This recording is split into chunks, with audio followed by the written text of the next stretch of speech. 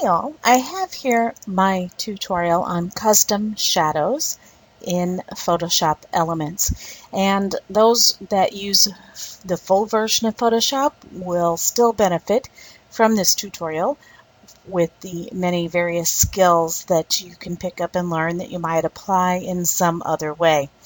And also the full version of Photoshop users will enjoy this video for the highlighting on the top of the photo or the element to make it more realistic. For instance, when a photo is creased so that the edge turns up, sometimes you may need to highlight on top of it where it's crinkling going up, and the sunlight is putting a different highlight on it. But I did want to do a very quick tutorial here on using doing the same thing in Photoshop for those Photoshop users.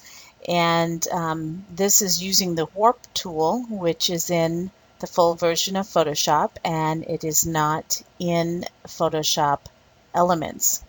And so I have here just an element from my kit. It's on my Etsy store, Adorable Beginnings. It started out as a collab. I put up what I'd made, just my portion of the collab after the collab was gone.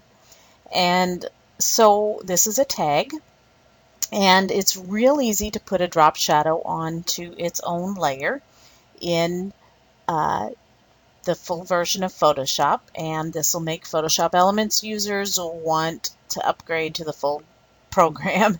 So I'm going to click on the FX and click to add a drop shadow, and I could just stop there, but I'm actually going to increase some of this stuff and lower the opacity, and there's a good drop shadow for me. Now you can see it's attached to this layer, and it's very simple to get it on its own layer. Just simply right click on the effect itself and choose Create Layer. And now you're going to see there's the drop shadow on its own layer, and you can move it around or do whatever you want with it. What is most commonly done with this is to warp it so that it might look like one corner of this tag is turned up.